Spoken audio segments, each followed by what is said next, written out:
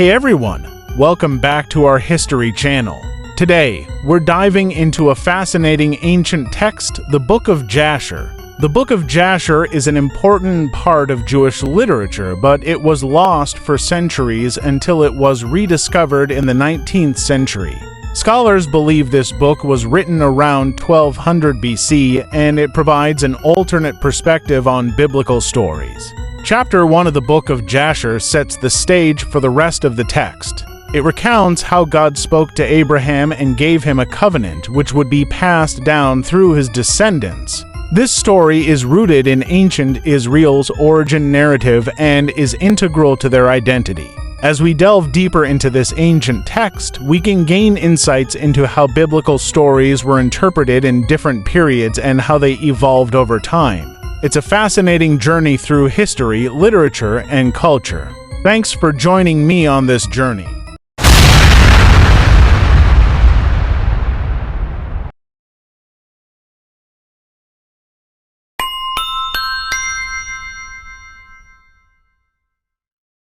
Good evening and welcome, Enlightened Seekers. Today we're going to be reading the Book of Jasher, Chapter 1.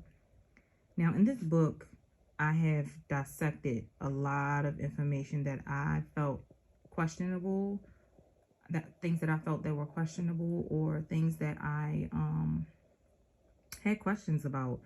And I know this video is a little different because, as you can see, it's no background. You just hear me talking because I want to solely focus on the text of what I'm reading. You know, further videos in the future will be a lot different. However, right now I am just starting out, and welcome to my channel, and I want to get established the purpose of my channel, you know, and I want people to understand that this is a judgment-free zone, completely judgment-free. You know, we're here to learn, enlighten ourselves, and to educate others. We're not here to base one opinion. Okay, we're not here to say, oh, your opinion is wrong, my opinion is right. We're not doing any of that. We're just going to sit here and learn and read the Bible and dissect some of these ancient texts and understand exactly where it's missing, where should it be placed, what events and things are not in their right place. Okay, because you know, when you read the Bible, sometimes people will say, oh, you know, the Bible, it contradicts itself. It doesn't, it really doesn't make sense. You know, and I've been there at times where as though I've read it myself and I'm like, well, wait a minute, something missing. I'm questioning things, you know, and that's okay. It's okay to question things. You know, God always says, seeking ye shall find, knocking it shall be given, you know. So sometimes when you don't try to find the truth, you'll just go with anything, you know. So you have to stand for something or fall for anything. All right. Again, as I said before, I am going to read the Book of Jasher, Chapter 1. That's the only chapter I'm doing today is Chapter 1. I'm taking my time with this so that people that are trying to develop a relationship with God will understand what they are reading, you know, because I want to break it down as much as I can, you know, and give you guys a better understanding of what you're reading. Reason I'm starting with Jasher today is because it is basically starting with the creation of Adam and Eve. So it starts in the beginning of time, you know, and it cross-reference at certain points, because as we're reading Jasper, you'll come to understand that Adam and Eve were kicked out of the garden, right? So then at that point I questioned myself. I'm like, wait a minute, why does their story stop and it goes straight into Cain and Abel? So this is why I'm doing what I'm doing and the way that I'm doing what I'm doing, so you guys can better understand what's going on. Okay, so I'm gonna start with verse 1. Okay, and God said, let us make man in our image, after our likeness. And God created man in his own image. Okay, so I questioned that. I was like, okay, I know he's talking to other gods because he's not talking to himself. You know what I mean? I know he's talking to someone in heaven because there's no one here on earth at this time. So I also questioned the fact of him making us into his image and not our image, because he did request in the beginning that let us make man in our image, but he did not. He made us in his image. So see, if you take your time and dissect these sentences, you'll understand, Okay, let me perceive this different because maybe I'm overlooking something. And it's okay, you know, because no one is perfect. I'm not passing judgment or anything like that. I just want you guys to understand what I'm reading and how I'm reading it. Okay.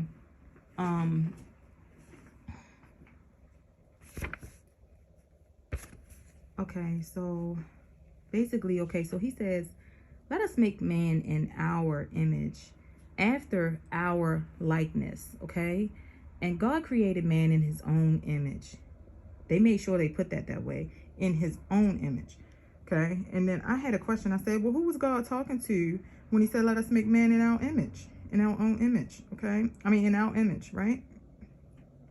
And then I said, where were there other gods he was speaking to, and did they disagree with the creation of humans? Because God ended up making us in his own image, okay? But that was just one of my analogies. You don't have to read into it too much, you know, or say, hey, this girl is crazy, or what she's doing is wrong, because the text itself explains itself. I was questioning that part because I felt like something was missing in that first sentence. You know, it could be another book that hasn't been placed before Jasher, or, you know, this could coincide with another book, just like the book of Enoch will come in at one point. You know, the book of Adam and Eve and the Cave of Treasures will come in at one point when we're reading this text. You know, you understand what I'm saying? So we would have to cross-reference these books. You can't just read straight up and down and think that you will completely understand things, because things are missing in the Bible because it has been tampered. You know, they have tried to control it, tamper it, and control the knowledge that's being given so that you don't be enlightened. You know, you have to enlighten yourselves, and you have to study for yourselves, because if you don't do that, then you have nothing to stand for. You will fall for anything. Do you understand? You will fall for anything. Enlighten yourselves within your own spirit. You know, light, give light to others. When you find out things, share that information, and don't be judgmental. Just don't. You know, because it takes too much energy, time, and space. You can calmly listen to somebody's opinion, and they may be wrong. They may be wrong. Do your research. Do your homework. And when you find out what you've read, don't go at them and say, hey, listen, you was wrong about that, you know? So let me tell you what was right. That's not how you talk to a person. You can come to them, you can say, you know what, remember what you was talking about? Remember the conversation that we had when we were corresponding about, you know, the book of Jasper? I found some informative information. I think I should, you know, let you hear it. It may change their perspective, you know, on how they were seeing it, you know? And they might say, oh, well, wow, I'm glad you found this because I didn't know, you know? So be careful how you approach a situation and people, you know, challenge things in a different way. You don't always have to be confrontational. You don't always have to be right. You don't always have to know it all. And I was each one of those things. I thought I knew it all. I was confrontational, and I challenged things the wrong way. Sometimes you have to take, how can I say it? Accountability. You know, sometimes you have to take accountability for your actions and take a different route. And there's nothing wrong with that. Some people don't expect change. Some people don't allow change. And that's okay, because that's their business and not yours. If you have tried to help them and they choose not to be helped, hey, guess what? There's too many people in the world that need help. Maybe once you've helped 1,001 people and they see that, they might come around and say, you know what, I'm ready. I'm ready for you to help me. I've helped you at one point in your life. Now I need your help.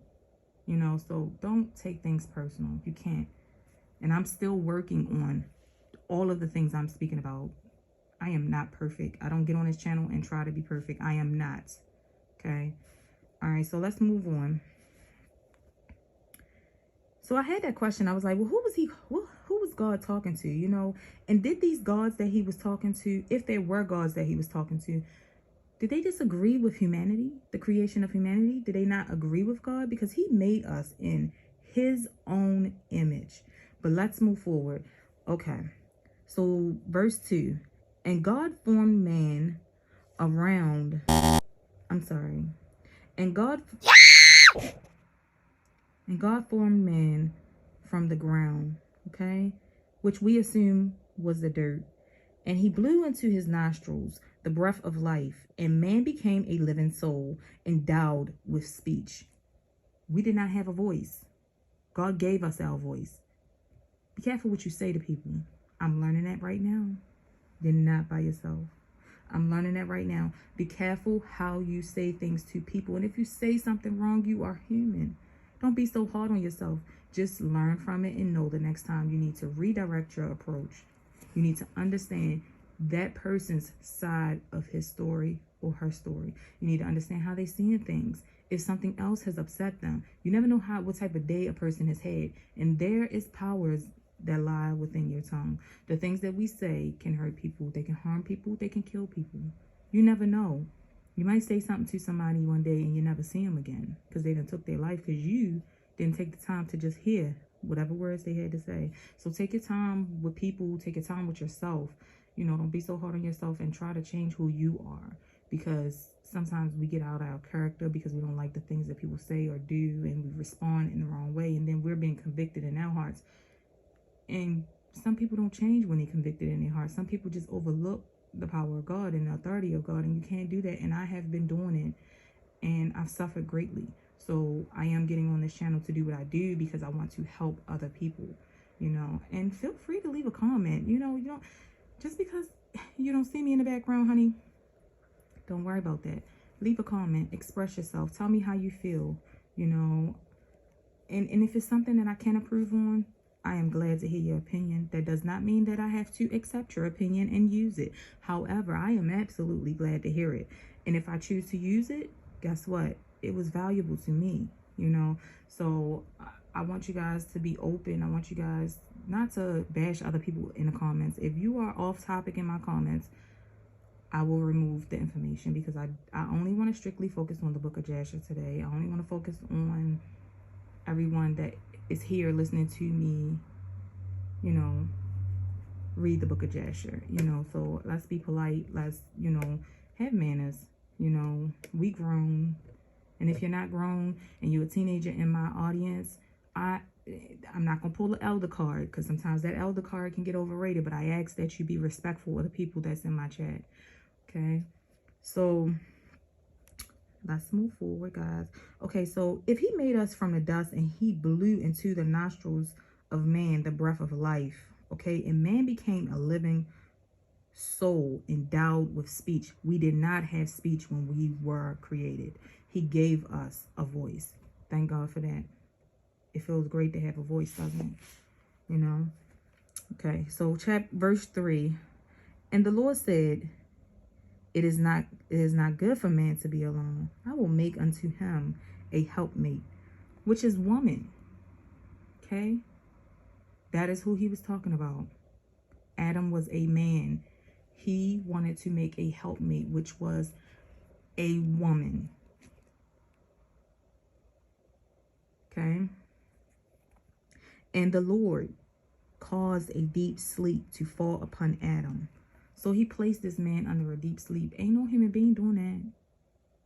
Oh, my loves, you got power, but you ain't got no power like God. You understand? So this is right here is just supernatural to me. It explains to me that he has the ability to place you under a deep sleep and you have no feeling or knowledge or recognition of what is going on.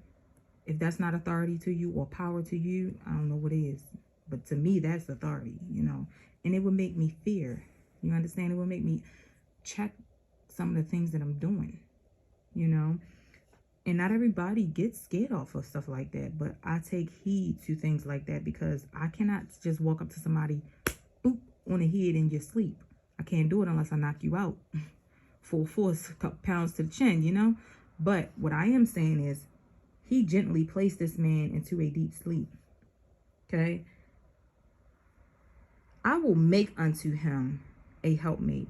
And the Lord caused a deep sleep to fall upon Adam. And he slept. And he took away one of his ribs. Some things just don't need to be explained. God took this man's rib. When we fracture a rib, can you imagine the pain? Trying to breathe. God knew what he was doing. That's why he placed him under a deep sleep.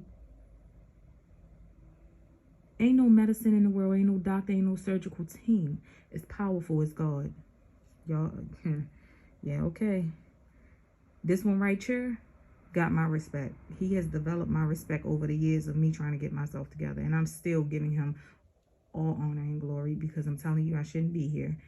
However, I want to ask everybody to, again, be respectful, but to everyone in the chat. But this is really good, because if you dissect it and read it the way that I'm reading it, you would probably, not the way that I'm reading, I don't want to say that to you, but if you take your time with this text and you use your thinking cap and you open up your mind to this, you can be like, whoa, you know, like, I was just reading this back and forward at first, you know, and I don't want us to do that. I want us to stop and reflect on the things that we may not understand, or things that we have overlooked.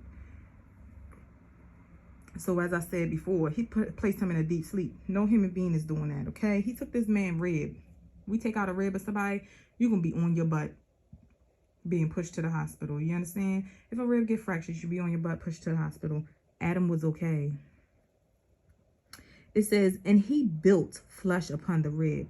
So he built flesh upon his rib that he took out of his body. Okay, and formed it. So he formed it. I don't know if he stretched it, made it fatter, wider, longer, bigger. I don't know what he did, but he formed it and brought it to Adam. Okay, and Adam, but hold on, let's go back. He formed a rib bone. Do you know what a human rib bone look like? Y'all don't know? God has blessed y'all with the internet. Get on there and find out what a human rib looks like. Imagine, open up your mind and imagine God turning that into a woman. You know what we women look like. We are grace. We're power. We're love. Everything positive that you could possibly think. That is what a woman is. If she does not carry herself like that, somebody need to be upside the head. Hey, hold up. Shouldn't be walking like that. You shouldn't be acting like that, nor should you be talking like that, my love. Let me show you how it's done. And I'm saying it the way that I'm saying it to be funny, but I don't want, excuse me, I'm tongue tied. I literally don't want you guys to go and pop somebody upside their head and tell them, hey, listen, you shouldn't be wearing it. That's not what we're going to do, you know. But I do want you guys to, like I said before, redirect your approach on how you deal with things, and tell, you know, someone you care about, hey, you know, maybe don't, and I wouldn't even, you know, like, today's society is a little different.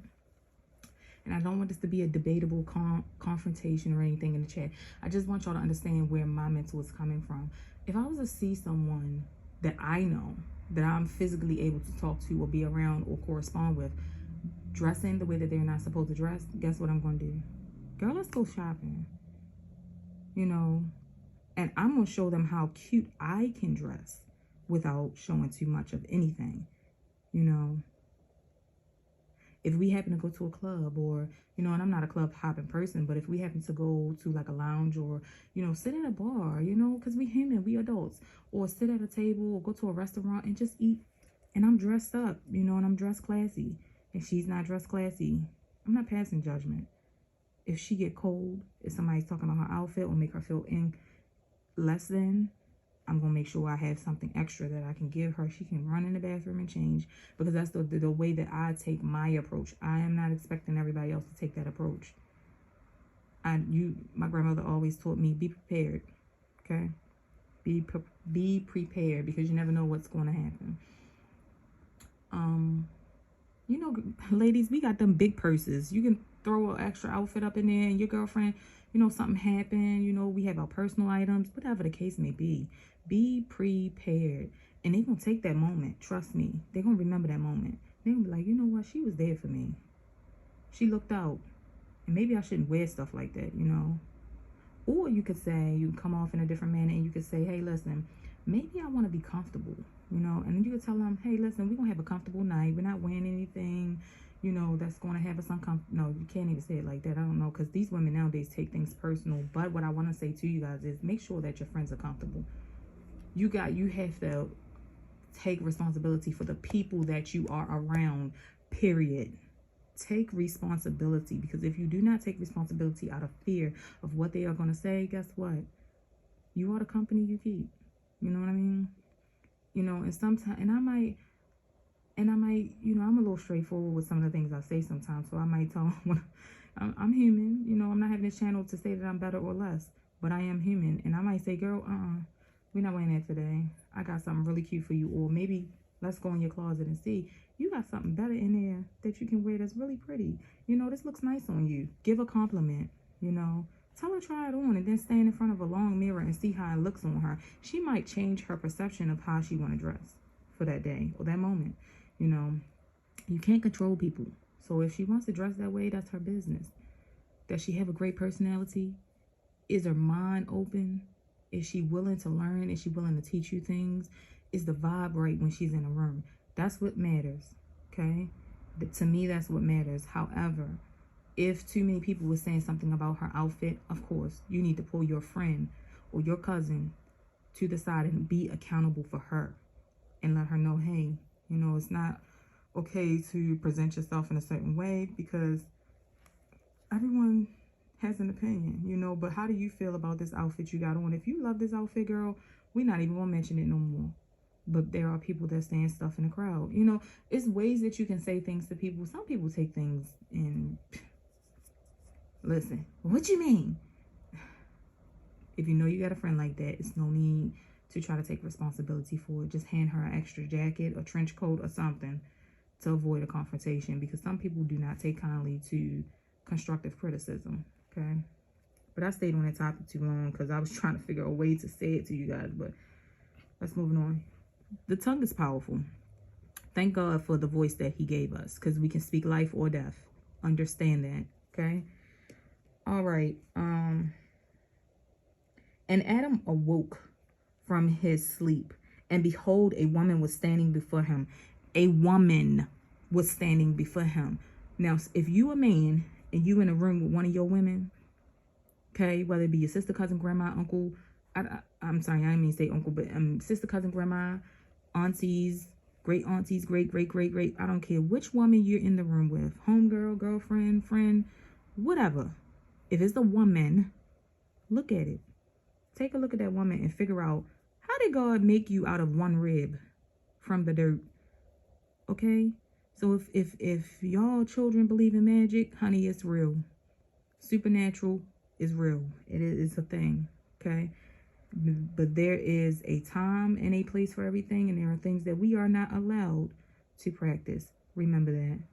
Because some things you do may damper your soul, okay? So just be careful with the things that you do, the things that you say, you know, the things that you allow in your presence. Be careful with that.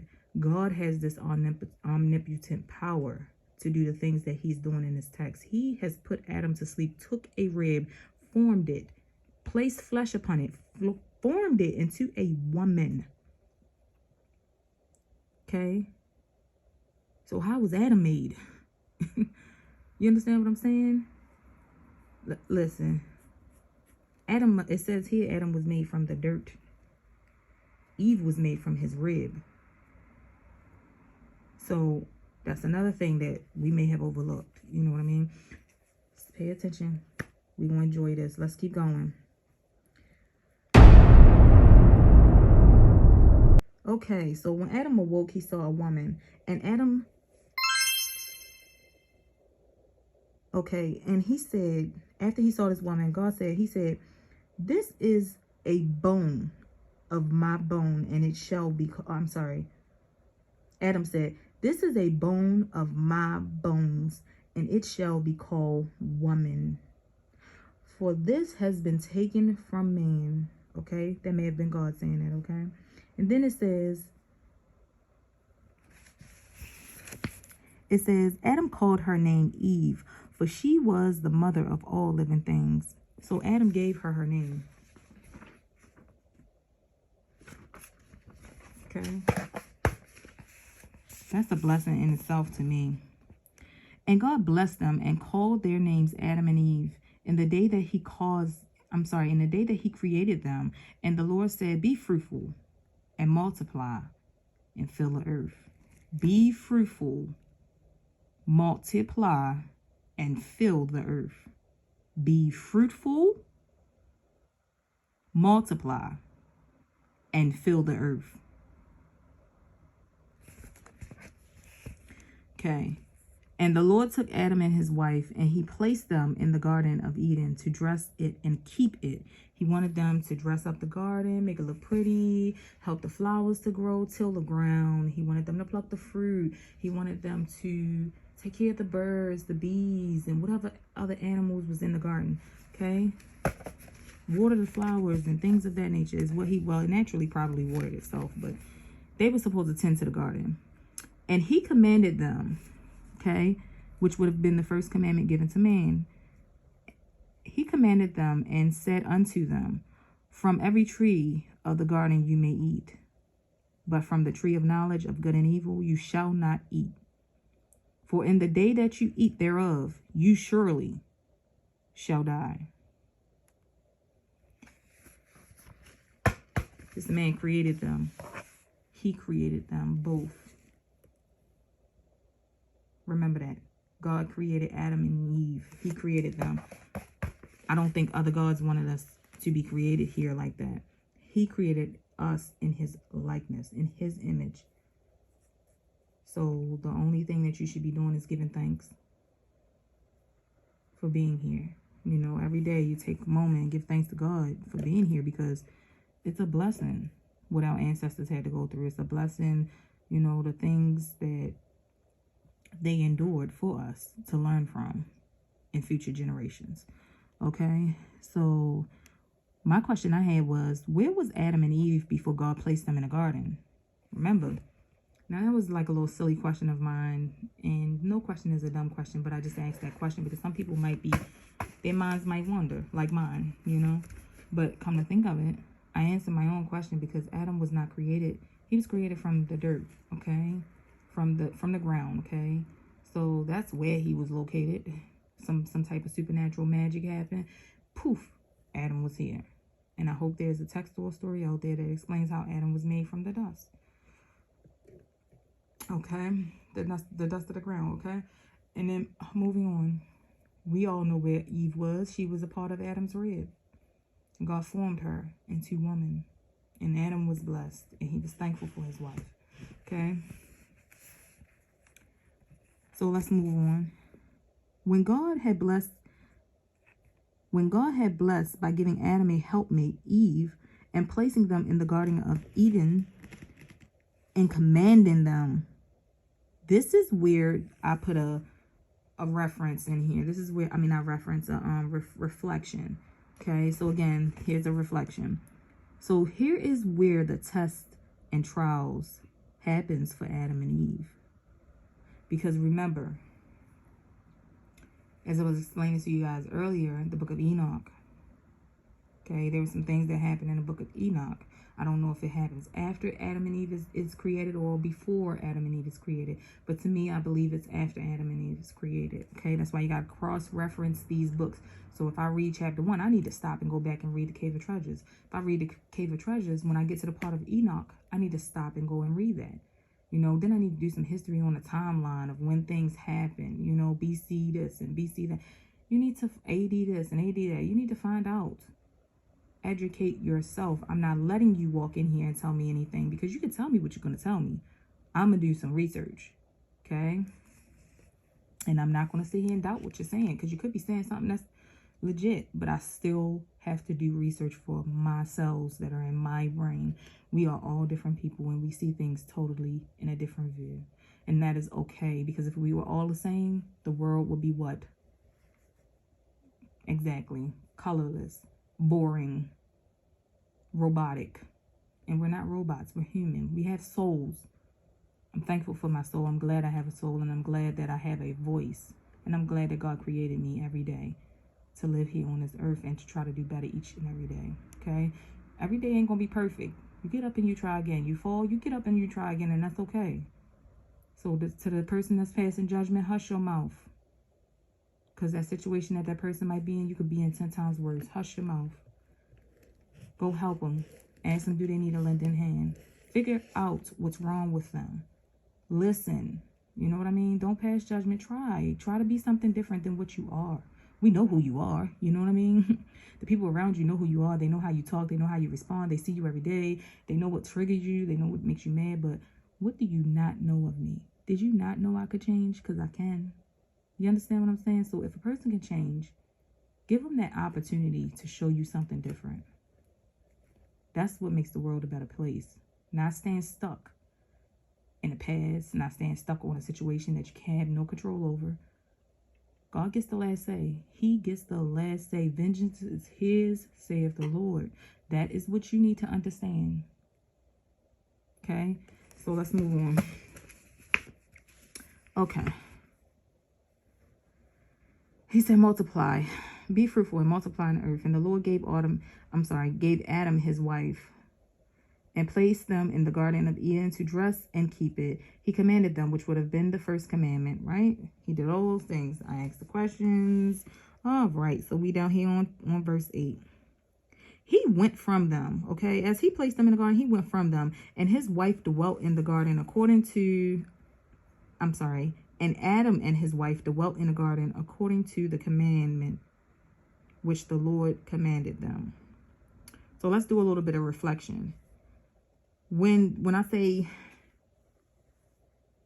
that they dwelt in the garden according to the commandment that God has commanded them, meaning that if you do not listen to this commandment, the only way you can stay in this garden is if you obey my commandments. You don't obey my commandments, your butt is out of here. You're going out. You're going to get out of the Garden of Eden because it can't have that type of negative energy. I need you out. The Garden of Eden is beautiful. I need you to till the grounds and take care of the garden. I do not need you to disobey and cause dismay in the Garden of Eden. So God, we're going to get a little bit more into that because I believe that in the Book of Treasures or something like that, he may have placed angels at the gates of the Garden of Eden to protect it, okay? It was sacred to God. It was sacred to Adam and Eve. It was a sacred place. So sometimes you have to take and understand that this is where parts and pieces and parts are missing. You know, so when I mentioned the Garden of Eden and I mentioned Adam and Eve, and then this text goes all the way from their story to something else, which is Cain and Abel. And it's like, huh? What happened when he kicked them out the garden? You know what I mean? That's the question I was asking. Like, where did they go? Until I found the book of the cave, Adam and Eve, the Cave of Treasures. And then I understood, okay, this book belongs in this space right here, between these two texts. Okay, so I don't know why they pulled it out like that, but don't take bits and pieces out and have me wondering. I needs to know so I don't stumble. I need to put on the full armor of God, and you will not allow me to do so when you take information away from me. All right, moving on. Okay, to continue where we left off, it says on verse 9, and the serpent, okay, the Jaquan, or Jaquan, which God had created with them in the earth. Okay, so it's explained that there was a serpent that was created that was allowed to wander the earth. Okay, now this is where it gets confusing because listen, in Enoch, remember the angels were, they came from heaven. So before they came from heaven, there was a serpent that was already down here. That could be totally wrong, y'all. That's what this channel is about, is learning. So I haven't put all the books together, you know, and I don't need know-it-alls in my comments, but I do need guiders. You know, if I am saying this wrong, I understand. But you need to also understand that I'm learning just like you guys are. So my perception of this is, hey, okay, so there was a Jaquan that was wandering. I'm saying that wrong, but I will explain to you further in the text what it means. It was tempting the angels in heaven. So that was in the book of Enoch. So now we're in the book of Adam and Eve's creation. Okay, let's go back. I was cross-referencing the information for you guys, and now I'm going to go back to Adam and Eve because, as I stated, it mentioned the Jaquan in the book of Enoch. So now we're going to go back to Adam and Eve. Okay, so it stated that it says, and the serpent Jaquan, which God had created with them in the earth, came to them to incite them and to incite them to transgress the commandment of God, which he had commanded them, as in he commanded Adam and Eve. Okay, he told them, this is my authority, follow it. You know, but the Jaquan was trying to tempt them to do different. And the serpent, which is Jaquan, the name of the first Jaquan / serpent who led astray all the sons of God. Okay, he enticed and persuaded the woman Eve to eat from the tree of knowledge. And the woman hearkened to the voice of the serpent, and she took from the tree of knowledge of good and evil, and she ate. And she took from it and gave also to her husband, and he ate. Okay, so let's do a bit of definition research. So Jaquan, one of many serpents named, okay, Yaquan, Yequon, or Jaquan, or Jaquan, J or Jicon. I don't know if I'm saying that right. Jequon, and guess what? I'm gonna put it in on my computer and find out how it's pronounced. It's a Hebrew Romanized text, okay? Yakam literature, meaning he shall rise. I done said that like 6 different ways. I'm imperfect, y'all, but you know what I mean. Okay.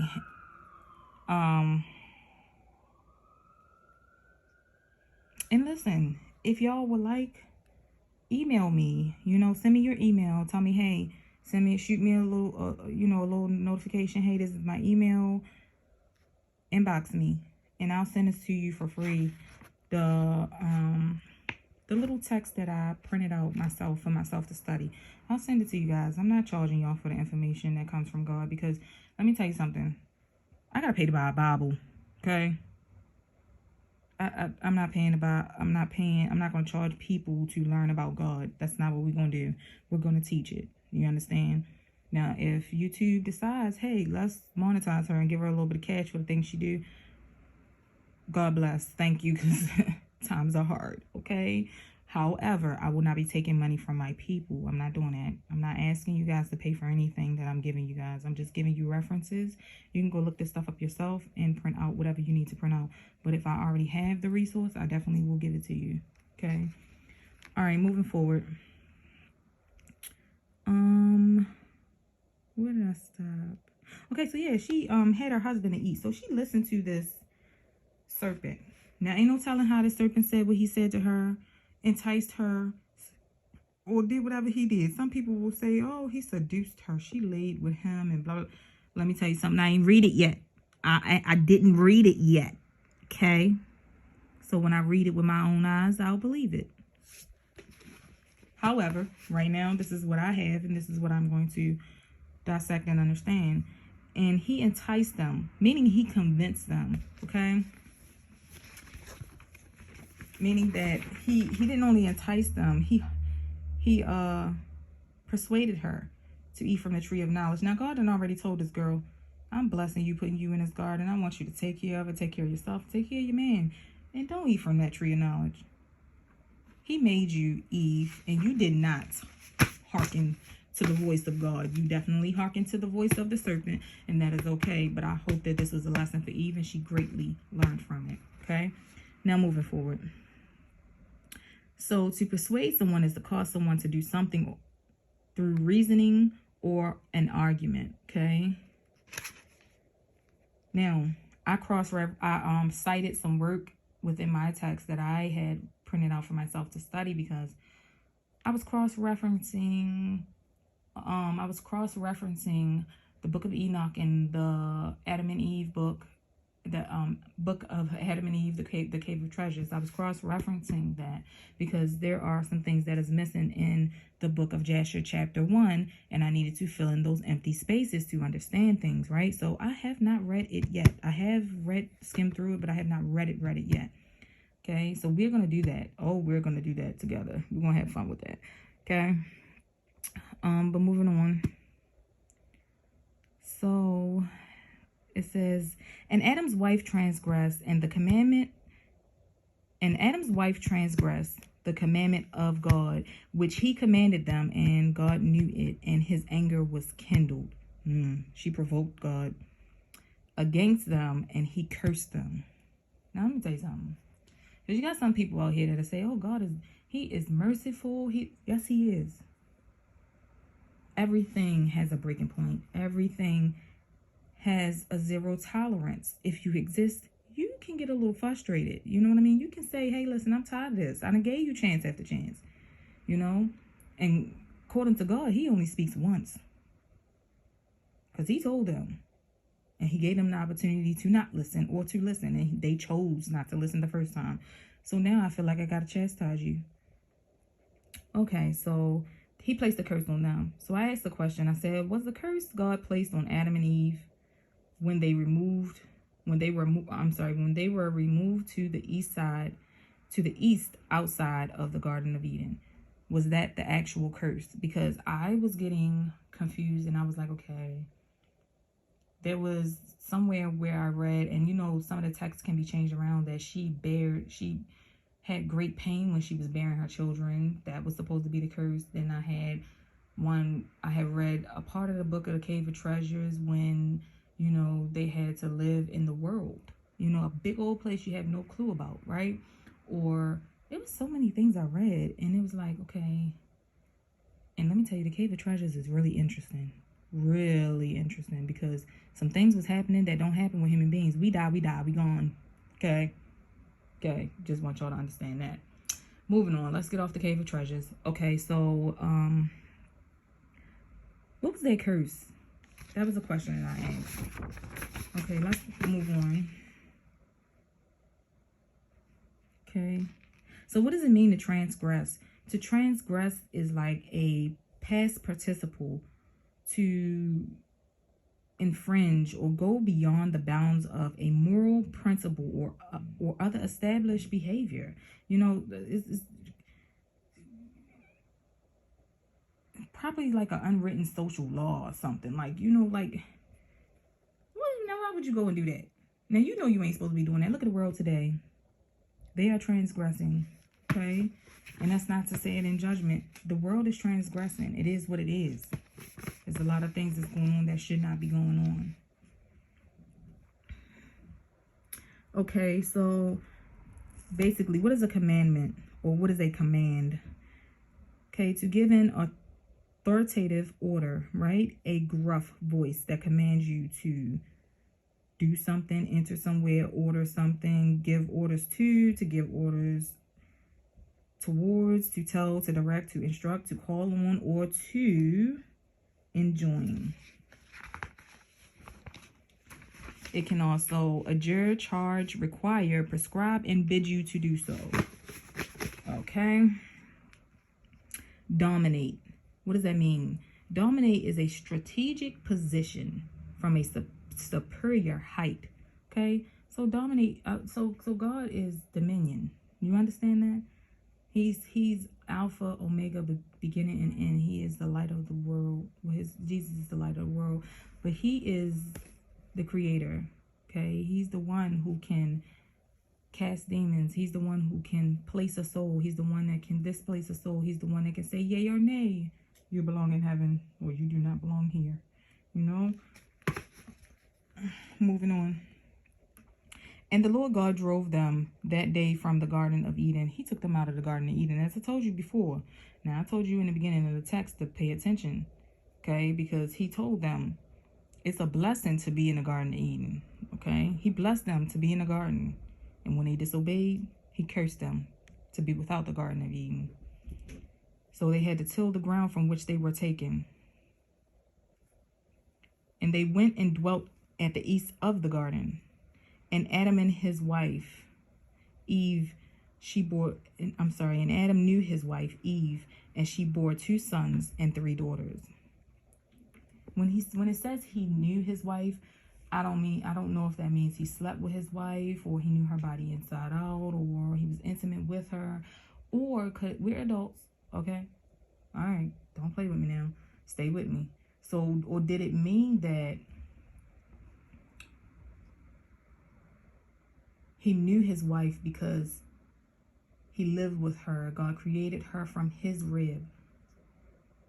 When it says he knew his wife, You know, think about that. He knew her, right? Like he was intimate with her. To me, is what it means. He got intimate.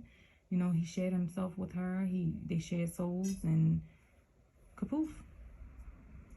You know, you bore children. You know, and that's how that works. I mean, I'm not trying to sound like I don't understand how the thing of sex and women and men work. I know that. I'm an adult. I know how that works. But the way that they put this in here, I think they put it in here in a safe way, so it wasn't vulgar. Okay. So he knew his wife. Understand that. Let's put it that way. He knew her. All right. She bore 2 sons for him and 3 daughters. We're going to put it that way. And she called the name of the firstborn Cain. Let's reflect. The first child of the bloodline of Adam and Eve, who was it? Cain. Okay.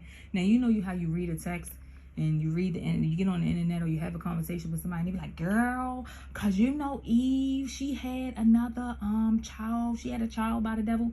When I get to that, I'll get to that. I haven't read that yet, but when I get to that, I'll get to it and maybe I'll dissect it and understand it. You know what I mean? But right now, I'm focusing on Cain, Abel, and her 3 daughters because we don't know what type of enticement they meant. You know, only enticement that I took heed to was the fact that she disobeyed God and bit that fruit. You know what I mean? Or consumed information that she was not supposed to consume. Let's put it that way.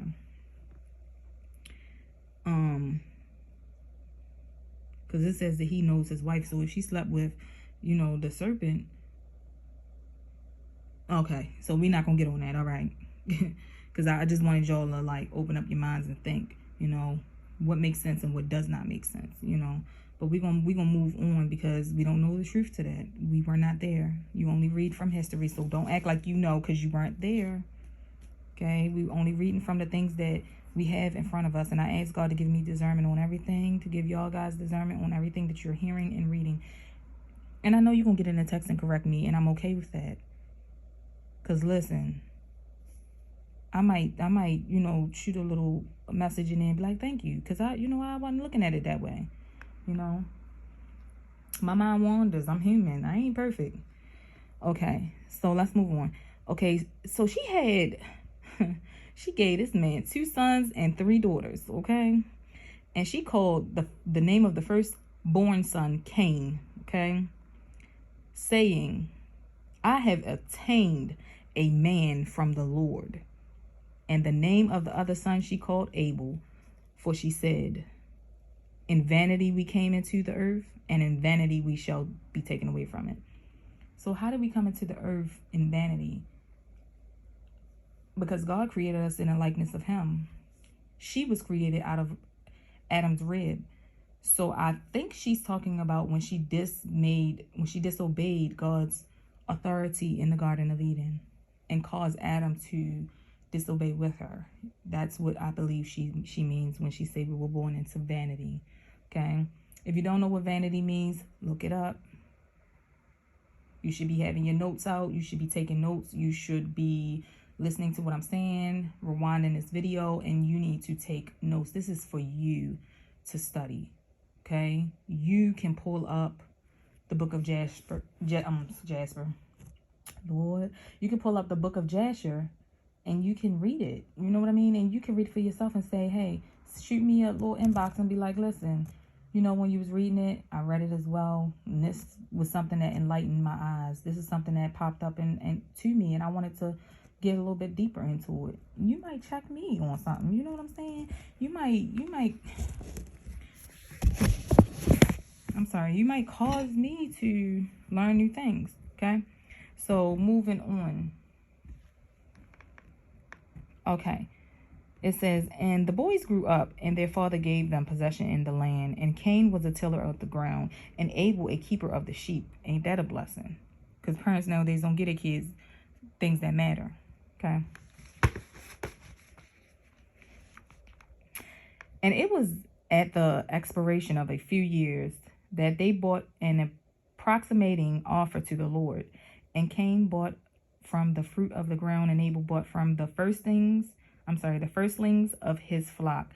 from the fat thereof. And God turned and inclined to Abel and his offering, and set a fire. And a fire came down from the Lord from heaven and consumed it. Okay, so God ate Abel's. He consumed Abel's offering. He took that right on up to heaven. Was like, thank you, I appreciate it. Has value. Okay. It says, and unto Cain his offering to the Lord did not turn. His offering the Lord did not turn to. He did not incline to it, for he had bought from the inferior fruit of the ground before the Lord. And Cain was jealous against his brother Abel. On account of this, he sought a pretext to slay him, meaning that he premeditated in his heart that he was going to kill his brother. He was tired. He was jealous and he was tired. Okay. Okay. And in some time after, Cain and Abel, his brother, went one day into the field to do their work. And they were both in the field, Cain tilling and plowing his ground, and Abel feeding his flock. And the flock passed the part which Cain had plowed in the ground, and it sorely grieved Cain on this account. So they're basically saying that Abel's animals had crossed the boundaries of their land. Okay, and they went on to Cain's land. Now, if you got common sense, you already know what's up. He done got himself a mink, a fur, or, you know, what do you call it? We call it the sheepskin, sheepskin. He done got a sheepskin coat, okay? And he got himself a little bit of lamb. And if I can remember, you ain't supposed to eat that. I might be wrong. I think I might be wrong. It's sheep that he's eating. Okay, I don't think you're supposed to eat them, you know, and we'll get into that. And I think I know you're not supposed to eat them, okay? But moving forward. Okay, so they went into his land and he got angry. Okay, and Cain approached his brother Abel in anger, and he said unto him, what is there between me and thee, that thou comest to dwell and bring thy flock to feed on my land, eat his grapes and fruits and berries up? He was upset. So I asked the question.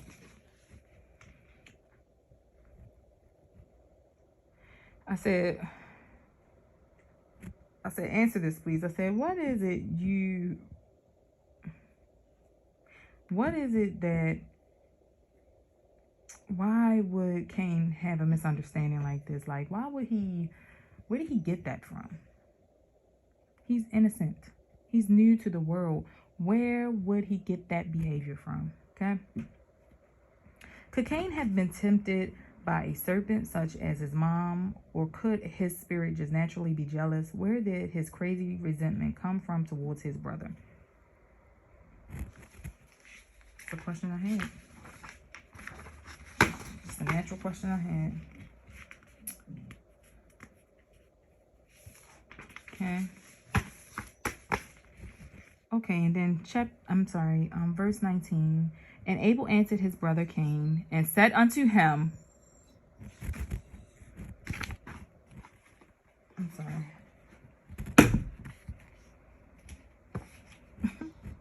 my dog, y'all, I'm sorry. Okay. And Abel answered his brother Cain and said unto him, what is there between me and thee, that thou shalt eat the flesh of my flock and clothe thyself in their wool? Okay, he got him a sheepskin coat. Like, he was pissed and felt like what he did was right. I'm gonna kill them since they want to come on my land. I'm gonna eat their butts since they want to come on my land. Okay. And now therefore put off the wool of my sheep which thou hast clothed thyself, and recompense me for their fruit and flesh which thou hast eaten. And when thou have done this, I will go back from the land as thou hast said. Okay.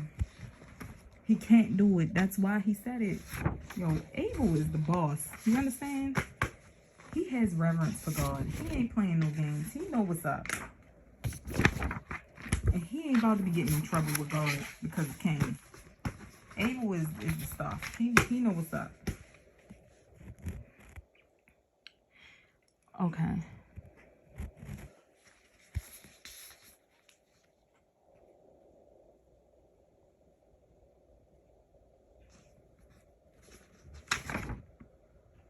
Okay, so let's do a little bit of reflection. Basically, this verse is a reflection to Cain from his brother Abel. I mean, like, hey, did Cain not understand?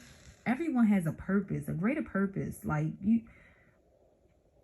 no one is greater or less, but each creation purpose from God is to reflect altruism, okay? To care for one another, right? I don't know. Cain was a little off to me. And that's not to pass judgment. It's just his behavior was off, as if he was possessed with something. I don't know. It says, and Cain said to his brother Abel, surely I slay thee in this day. This is what Cain is saying, because he omnipotent at this point to himself. Like, he like, yeah, I'm the boss. You ain't nothing. Like, bruh, who are you? Like, I can do what I want to you. That's basically how he felt. Okay, so surely I slay thee this day, which was a sin. Who will require thy blood from me? He was asking, who was going to require thy blood from him?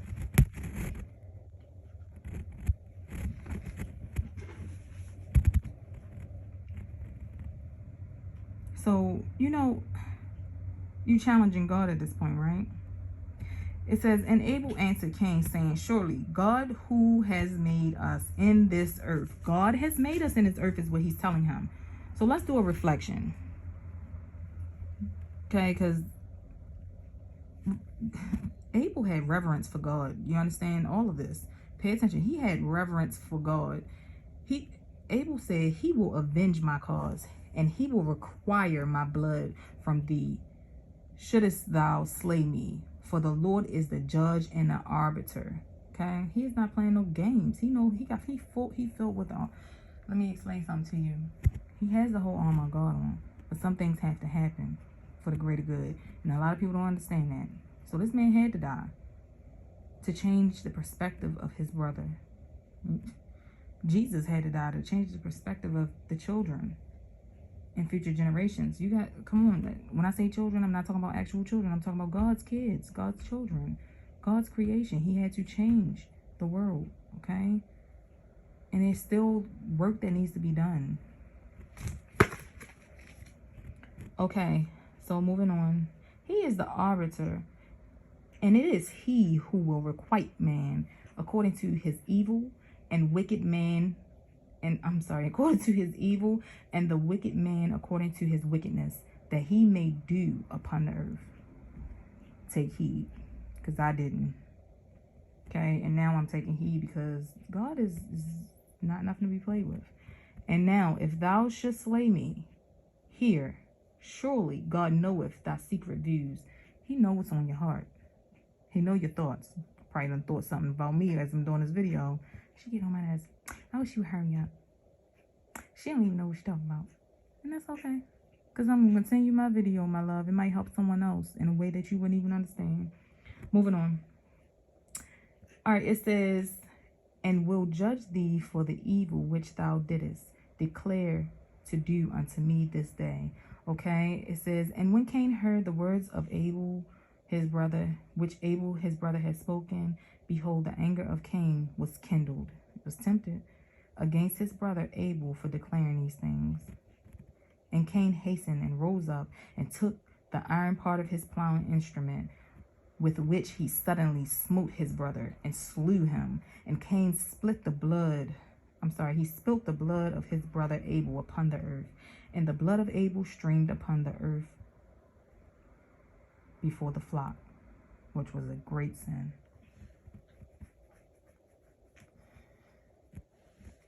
So I had like a little, I wrote something. I said, I wonder if the earth felt the bloodshed as she did in the times of Enoch, when there was lots of blood being shed by the giants and the humans that were disobeying God. Okay. Verse 26. After Cain repented, having slain his brother, and he was sadly grieved and wept over him. Okay, good job, Cain. Okay. And it vexed him exceedingly. So there was a life that was taken here. But he got on his hands and knees and he repented, slaying his brother, okay? And it bothered him a lot because he still loved his brother, although he did these things. He couldn't control himself, you know? And that's why we have to check ourselves in the midst of anger. We have to control ourselves. You know, we got to control ourselves because sometimes you do things that you can't come back from. Okay, it says, so I did a little reflection. I said, granted, Cain was in regret for killing his brother. We established that. However, I don't think the commandments were in place at this time. And I believe that I was wrong because the commandments were in place at the time because he commanded Adam and Eve in the garden. Okay, you see how I'm learning? He commanded Adam and Eve in the garden, okay? So we can do away with that because, yes, he would have been under the wrath of God, but he also, you know, killed his brother, and that was a great sin. And at the time, the commandment that was there was not to eat from the fruit of the tree of knowledge, okay?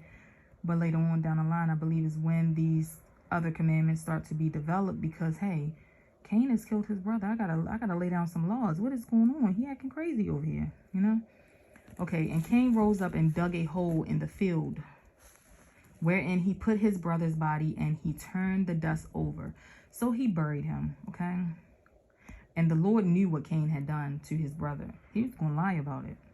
And the Lord appeared to Cain and said unto him, where is Abel, thy brother that was with thee? Now let's reflect. Remember, Cain was threatened. Remember when Cain threatened to kill Abel, and Abel responded, surely God who has made us in the earth, for the Lord is the judge and the arbiter. He will requite man according to his evil, and the wicked man according to the wickedness that he does upon the earth. If thou shouldest slay me here, surely God knoweth thy secret views, and will judge thee for the evil which thou didst declare to do unto me today. So he warned him multiple times.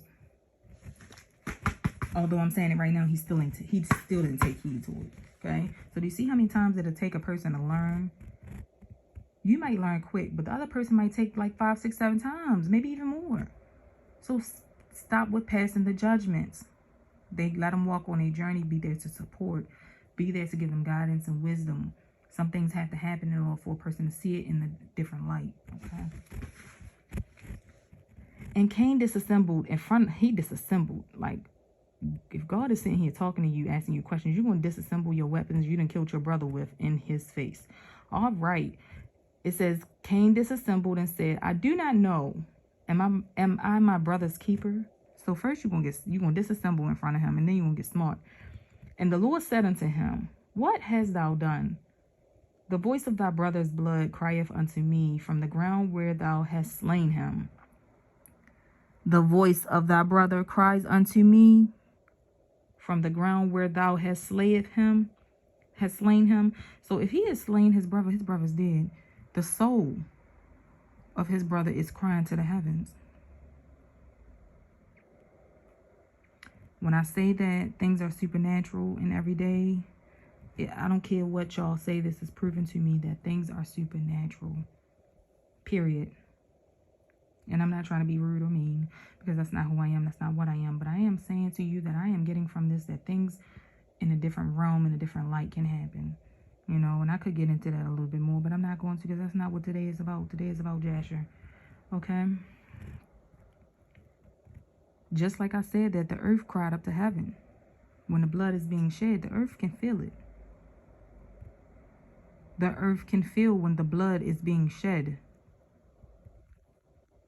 Over in Israel, America, Mexico. You want to keep going?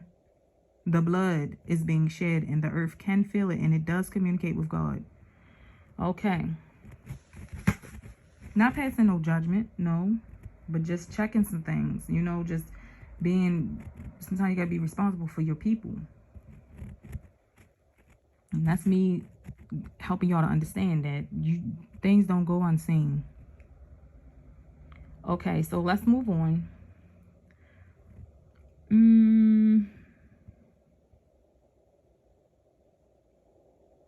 So when I did a reflection, Cain forgot what about the things that his brother has told him about God's authority. That's what I got out of it. Because he just was going to continue to go on and on with the story. Cain challenges God's authority with a questionable response. I do not know. Am I my brother's keeper? Like, mind your mouth, okay? Cain, you're doing a little bit too much. For thou hast slain thy brother. God sees all. Understand, he sees all. And has disassembled before me. Meaning he dropped his weapons that he killed Abel with. And this imagine imagine in thy heart that I saw thee not, nor knew thy actions. God is like, are you crazy? Boy, you done lost your mind. God again sends a reminder to Cain, a reflection that we're doing. God sends a reminder to Cain. This is my reflection, or what I want y'all to reflect on. He sends a reminder to Cain what Abel told him in reference to God's authority. He's telling him, I know what you did.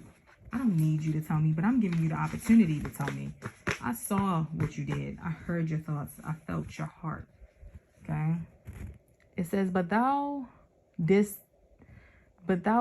this thing, and did slay it's D-I-D-S-T. I can't get it out, tongue tied. And did slay thy brother for naught, for no reason, basically.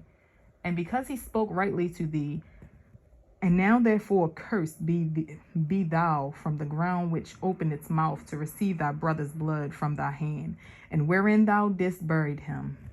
So if you basically, this is dead, okay? Where thou did bury him, okay? Because I know a lot of these words y'all probably like, what is she saying? Okay, so let's do a reflection. God said, yet you did this evil, although you were told, I know all you do and think. So this is not what is in the Bible. This is me reflecting, okay? So if I'm saying something that you don't see in your text, it's because I'm doing a reflection, okay, on what I did read, okay? So God then goes on to tell, this is a reflection. God goes on to tell Cain, you killed him for nothing, Abel. You killed him for nothing, Cain. Abel only was giving you kind, warm words of wisdom. God says, now this is what God says. He did say this. Cursed be thou from the ground which opened its mouth to receive thy brother's blood from thy hand, and wherein thou didst buried him. So you will be cursed on these lands for all eternity, for as long as you are alive, okay? So as long as Cain remained on the land which he killed his brother, he would be cursed. Okay, so maybe Cain thought killing his brother would allow him to gain his own land plus his brother's land. Therefore, now once Abel is gone, Cain thought he would reap the benefits of both lands and the cattle from his land, the cattle and the fruits of his own land. I'm sorry, I'm stuttering because it's crazy. He killed his own brother. The sin here is murder, lies, greed, jealousy, and just disbelief in God, authority, period. Okay? Convict yourselves. Do you understand what I'm saying to you? Because I am reading this to tell you and to tell myself. There are times I have to convict myself because I lose my way. I'm not going to lie to you. Somebody say something to me and I'll be ready to respond. And I'm working on that. My tongue, the things that I say on my tongue, I'm working on it. I'm not ashamed to tell y'all I'm working on it, okay? Because you got some people that'll go to church and act like they never said a curse word in their life. I don't want to be that. I'm not that. That's not who I am, okay? I am working on who I am. I'm becoming a better person. And I definitely appreciate you guys' support, okay? And it shall be when thou shalt till it, okay? So he's telling him the curse will be that he shall till both lands, okay? It shall no more give thee its strength as in the beginning, for thorns and thistles shall come from the ground produce, and thou shalt be moving and wandering in the earth until the day of thy death. Reflection. The curse is placed upon Cain for his sins, okay? That was the curse. He gonna be tilling that ground, and he ain't gonna be able to, he gonna wander. Yeah, he gonna wander. It must have been a huge piece of land. He gonna wander. That's a lot to tell. And at that time Cain went out from the presence of the Lord, from the place where he was, and went moving and wandering in the land towards the east of the garden. And he and all belonging to him went wandering, meaning his flock, if he, anything else that he owned. Okay, and at that time, Cain also began to build a city. Okay, he started to build a city, because I think that his wandering helped him to be to himself and think, and understand, it really was wrong what I did to my brother, and I can't get him back. I can't fix this. He probably was truly at this point, asking God for forgiveness, But that's God's judgment, and that's God's way of teaching him a lesson. And God has a choice. He has the last say. So if he say, no, Cain, I'm not forgiving you, no, then that's what it is. If he forgave him, then that's what it is. You understand? Okay, so let's move on. He built a city. Okay, so it says, and at that time, Cain went out from the presence of the Lord. Okay, so we read that. And Cain knew his wife in those days, and she conceived and bore a son. Okay, after he built his city. Okay, and she conceived and bore a son, and he called his name Enoch. Did y'all hear what I said? He called his name Enoch, saying, in that time the Lord began to give him rest and quiet within the earth. You understand? He didn't have to wander anymore. His sins was forgiven. Okay. And at that time, Cain also began to build a city, and he built the city, and he called the name of the city Enoch, according to the name of his son. For in those days the Lord given him rest upon the earth, and he did not move about and wander as in the beginning. To me, let's do a reflection. To me, Enoch was a blessing. His existence was a blessing because he was a lesson to be taught. Do you understand me? God humbled his father by punishing him and making him wander the earth, not receiving any fruits from his crop, not receiving any benefits from the animals he gained from the murder of his brother's death. So God taught him a valuable lesson. He checked him. Sometimes you got to check yourself. And if you don't check yourself, God will. And if God don't check you, trust me, something is going to check you. But I'm telling you, most of all, God is definitely going to chastise his children that he loves, and he's going to check you. Either you can be of God or of the devil. It's one or the other. There's no in between.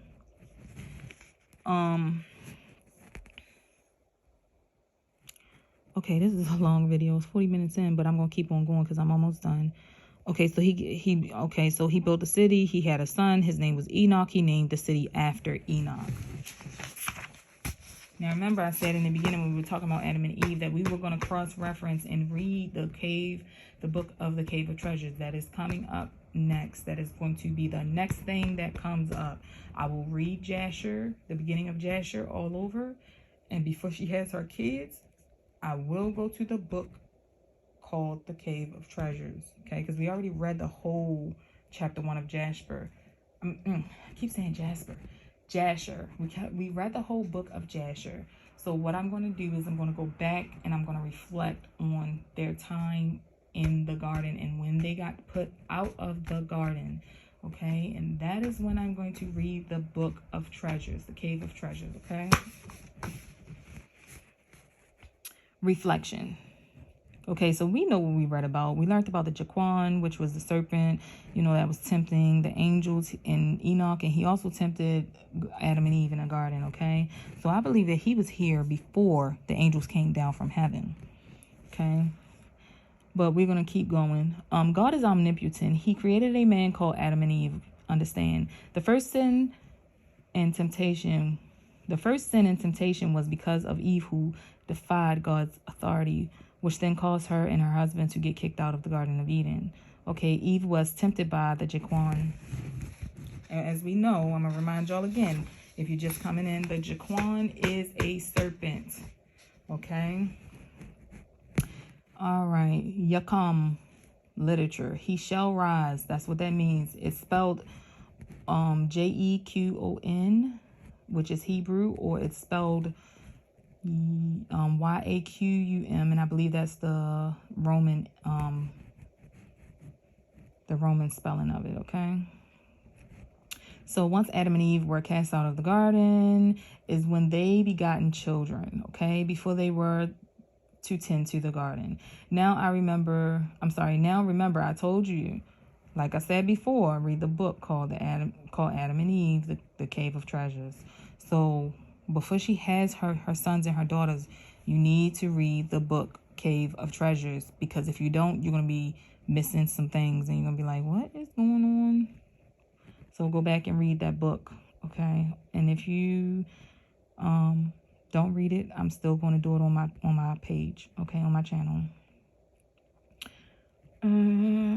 Okay, Cain and Abel, they were children of Adam and Eve. The first, of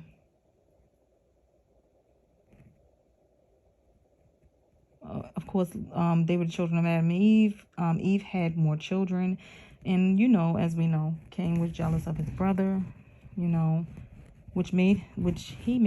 became a murderer. Okay, he made a poor choice, a poor decision. Abel was wise, he was kind, and he revered God's authority, and understood God was omnipotent. Abel was wise, and it would have been a blessing just for Abel to continue in the earth and have children. And oh man, what would that have been like? Okay, Cain was cursed by God as a chastisement for the murder of his brother. Later in time, after wandering the lands, God gave him peace, and he bore a son, which to me, as I said before, was a blessing.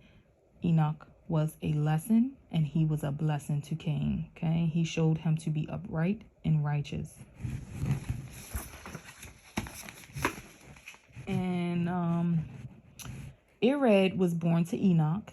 Irad begat Methuyael, and Methuyael begat Methusael. Okay, so Enoch's dad was Cain. Cain land was named after Enoch, which he received when he received peace in the land. Okay. All right, let's move on. I did a short family tree. So we're going to start with God, then we're going to start with Adam. And then once we start from Adam, we're going to go to Eve. After Eve, Cain was born. After Cain was born, Abel was born. After Abel and Cain was the three daughters. After the three daughters after the three daughters was born, Abel died. Okay. And that could be wrong. It could be that Abel died before the three daughters were born or after. I'm not certain. Do your research, okay? Just trying to sum it up and get this video going for you guys. Okay, so Cain, after Abel was dead, Cain ended up wandering the lands, and he met his wife. He knew his wife. That is a questionable situation right there, because there was only certain people on the earth at that time. It's questionable to me, and I would like to do some research on that. Okay, so Cain had a son. He built a city, and he had a son, and he named it Enoch. He named the city Enoch, and he named his son Enoch. Enoch was a blessing to his father. He taught him how to be upright. Enoch had Irad. Irad had Methuyael. Methuyael.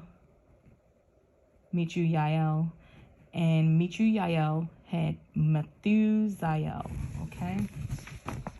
And that is the end of the book of Jasper, chapter 1, guys. Oh my God, we made it. So I just wanted you guys to understand that you need to direct your attention towards the annals of the book of Jasher, and you need to dissect it, because there's a lot of things in there that can be misinterpreted in any of these books, for real. And I need you to understand too, when you're reading these books, take notes. You cannot do this and not take notes. Excuse me. You need to be able to reflect back on some of the things you read. Print some stuff out. Get on the internet and do some things. You know what I mean? It's okay. It's nothing to be ashamed of that you want to build a relationship with God. Okay? I'm telling you. Some of these people that got closer to God were murderers. Some of these people that got closer to God was liars, thieves, they were con artists, rapists, all kinds of things.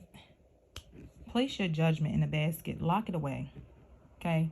Because the world cannot afford judgment right now. The only person that can place judgment upon this world and on any souls is God. He is omnipotent. Back off. Got it? Let's move forward. As I said, I read the Annals of Jasher, so my next video will be based upon the Cave of Treasures. This is speaking on and teaching about the time in which Adam and Eve was created and kicked out of the Garden of Eden. It gives you a little bit more understanding in depth on what happened in that garden and where they were placed once they were kicked out and what occurred then at that time of them being kicked out before their children were born. Okay, so you guys do some homework, anything that I may have said that you may have felt some kind of way about or did not agree with. It's okay. Throw a comment in the bottom. Trust me, I'm going to read it. I'm definitely going to read it, and I'm going to check myself. And I'm going to go back and say, okay, they might be right about that. Oh, I perceived it the wrong way. So maybe I need to redirect my perception. So have a good night. I'm glad you guys enjoyed my video, and I will be back.